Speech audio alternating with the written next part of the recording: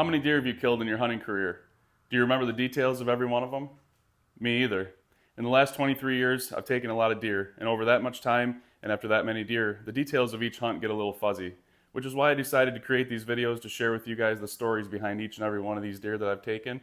And it's also why about 14 years ago, I started my own hunting album to share and relive the memories of each hunt with family and friends. Now, in each of these deer stories, I'm going to try to include every possible detail that I can possibly remember. And the goal with that is to help you guys maybe pick something out of each and every one of these stories that might help you put together your deer hunting puzzle this fall. Each story might include one story, or it might include two or three, depending on the details and the amount of information that I remember from each hunt. And if you guys want to create your own hunting album to share your memories and your hunts with family and friends, I'm going to link in the description below a couple of links for a couple different of my favorite hunting albums that are on the market today. So with all that said, guys, I hope you enjoy. Thanks for being here, and let's get into the story.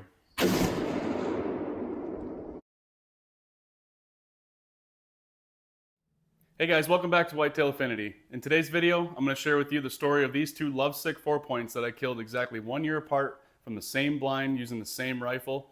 I'm going to combine these two deer into one story because honestly, there's not a lot of details for each of them. So without further ado, let's get started with the first one, this guy over here. I killed this deer on November 15th, 2004. It was a pretty warm morning. I went out and it was about 50 to 55 degrees. It was kind of rainy, a little misty. I remember that part. Both of these stories they're kind of fuzzy, a little bit fuzzy on all the details. I don't remember what I was wearing. I'm guessing I was wearing my camouflage coveralls that I was wearing when I killed my first deer. But as far as anything else, I remember the rifle, but I don't remember a lot about the rest of it, my boots, my clothes, anything like that. I know for a fact that I was not using scent control at the time. When I killed this deer, I was only 15 years old and was still learning, just like in my first deer. But this deer, it was about 8:30 in the morning, roughly. It was a little after 8:30, somewhere in there. It was probably an hour after daylight. And this buck, I was sitting in my stand, the big stand that I killed most of my first deer in. And this deer had come across the trail straight out in front of me, behind our property. He came across the trail, the 2-track, and he was following 3 does. He had 3 does with him.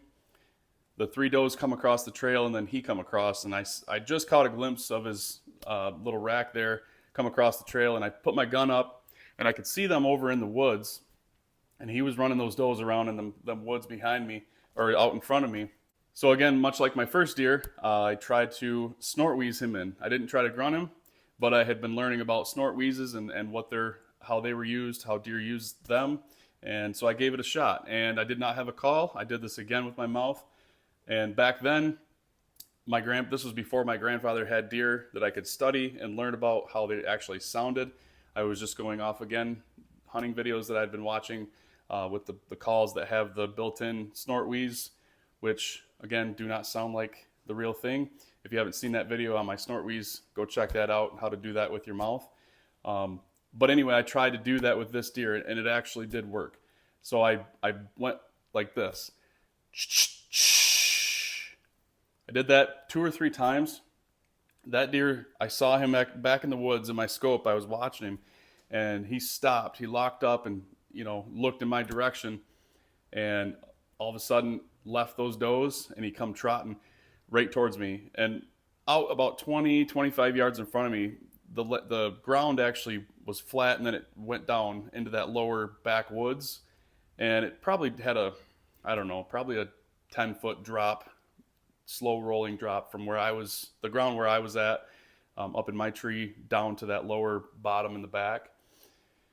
And what he did was he ran straight up through the woods. He come up and he just got to the top of that little hill, 25 yards in front of me, and he was in thick brush. I had scope on him, but he was covered in brush and stuff, and he stood there and he locked up when he hit the top of that hill, and he was looking around, and he knew something wasn't right. He didn't see any deer, didn't hear anything, and he turned around and he bolted.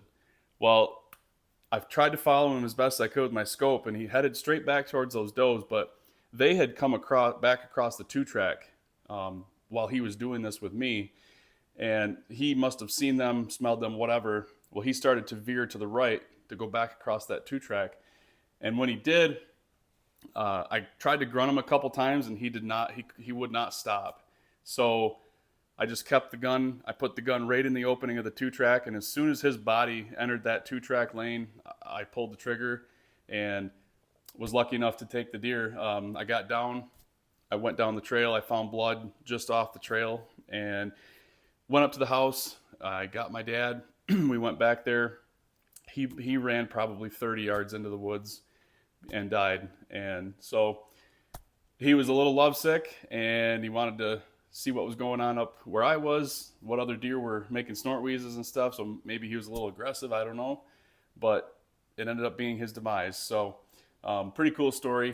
Just like my first deer, to use that snort wheeze and have it actually work on the animal is always a really cool thing to do. Even though now I know that it sounds nothing like what I was making it sound like back then, but regardless, it worked. And so that's the story of this guy. Now we'll go over here and tell you the story of this one. All right, guys. Now this 4-point here, a little bit simpler story to tell. Not much to it. I killed this deer on November 15th, 2005, and same thing as the other deer. I'm pretty sure I was wearing my coveralls. Again, no scent lock, nothing like that. I was 16 at this time. I didn't really get into the more in-depth aspects of deer hunting until I was in my later teens, early 20s. So pretty simple. I had my rifle, my coveralls, and I was in the same stand as that deer. And this deer, very similar story. He come across the back trail, and he did not have any other deer with him. It was about, again, it was a little after 8, just that first hour of daylight. He come across that back trail, headed the same direction as this guy from the west, and this one actually stopped in the trail. As soon as I saw him coming through the woods, I put my rifle up, got the scope on him, and as soon as he hit that opening in that 2-track and stopped there and kind of just stood there for a second, I squeezed the trigger, and this deer ran about 20 yards forward east into the woods and piled up. I'm assuming he was just running around roaming looking for does, but I didn't grunt at him, didn't have to do anything. It was pretty simple. Sitting there waiting, and here he came. Cool little buck. I mean, he's got this cool little character here. Not sure what that is. I was always curious if he had some sort of tine that was trying to grow or something.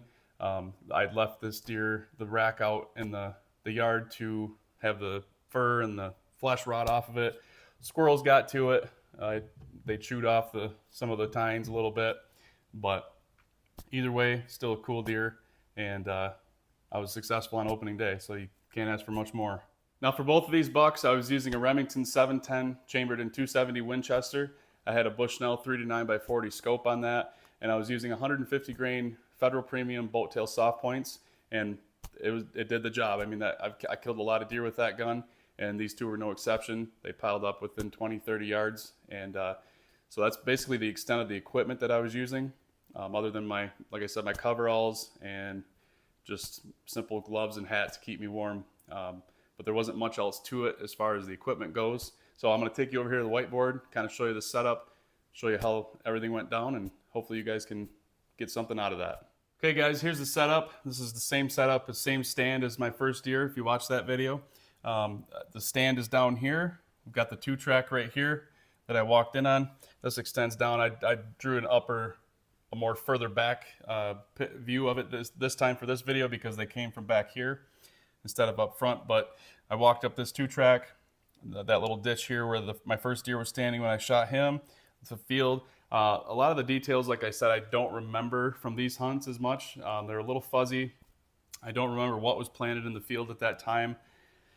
I want to say by that time that it was all picked because it was opening day of rifle season, November 15th on both occasions.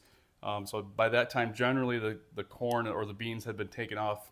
Sometimes the farmer left the corn up for longer, but I don't remember what was in the field that time. But regardless, that's kind of irrelevant for these two stories. I was in my stand here, and north is this way, so I'm looking south. The first buck, the first 4-point that come across with the does, come through about 100 yards back into the woods here. And like I said, this line somewhere right in here is where that little transition, the little hill that went down into this lower, wetter woods, lower bottom. That's that's roughly where that line was. Pretty much the backside of the field is where that thing dipped down. So I'm sitting here in my stand. I saw the three does come across. They come out right in here, come across the back trail from the west, heading this way, and I just caught a glimpse of him as he crossed that 2-track right here. Where my stand was, I could see straight down that 2-track, probably about 150 yards. It was a pretty good shooting lane. We used to ride 4-wheelers back there and stuff, and so it was pretty beat down, open. So anyway, those does come across. He come across. I caught a glimpse of him.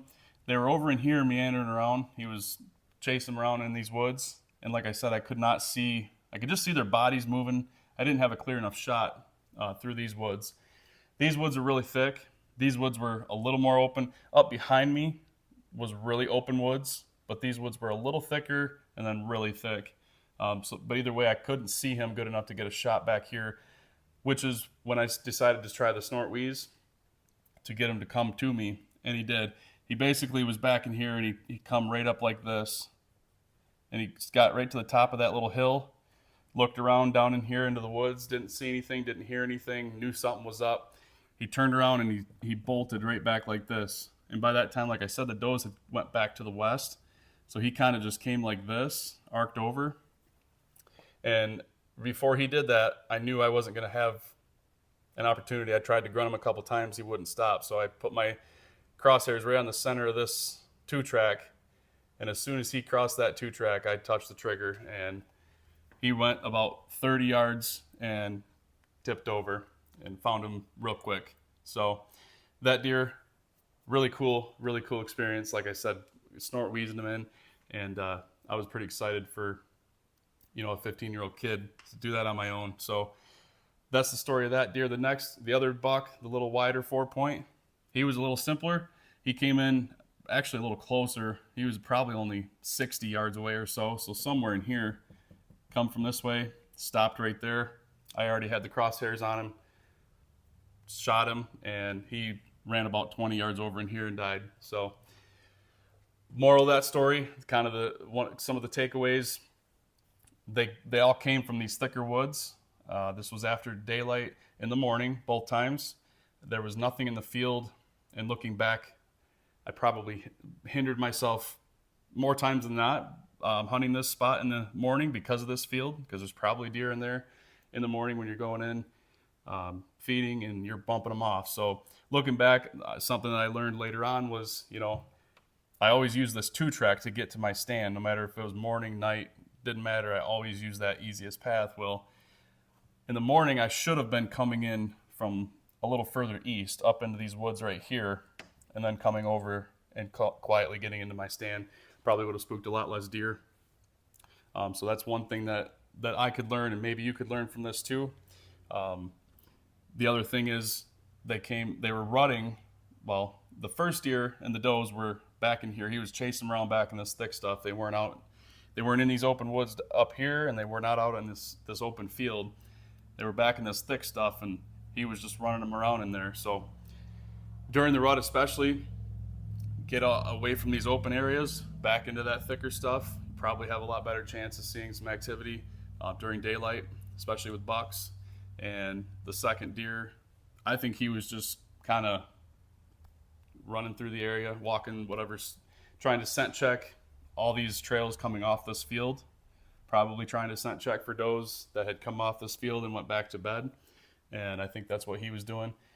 And it kind of makes sense because the trails back in here never got used that much. I saw most of the activity coming straight into the field from the north and south like this. And these trails that run parallel with that field, he was doing exactly what I would expect now a buck to do, which is stay downwind of that open field, back into the thick stuff, checking these trails as he's, getting through this area and hoping to pick up some scent. So I think that's what he was doing. Either way, he got over here. That was the last time he was doing that. So both really cool experiences. To kill a buck on opening day, that's everybody's goal. And, looking back, all these deer mean something to me. So I'm hoping you're enjoying these stories as much as I'm enjoying telling you about them. The the point of these stories is to get you to realize like every deer you kill matters. I'm going to tell you stories about does. I'm going to tell you every story about every little tiny scrub buck that I've ever killed, because I think, you know, everything nowadays is all about inches and how much it scores, and I don't. It's awesome. That's great, but all these small bucks matter too. Every deer that you take is a memory, and I think they deserve to be shared and talked about just as much as any giant buck. So I hope you guys enjoyed the story of these two lovesick 4-points, and stick around, for there's a lot more deer to come. Smash that subscribe button so you guys don't miss one of these episodes of the deer that I've killed throughout my hunting career. Guys, I really hope you enjoyed that deer hunting story. I hope it inspires you to start your own hunting album so you can share all your hunting adventures with your family and friends. Make sure you get down in that description below, check out those albums, pick one up, get it started now so that your kids and grandkids can enjoy it. Make sure you like and subscribe for the next deer hunting stories that are coming. And as always, thank you guys for being here, and we'll see you all in the next video.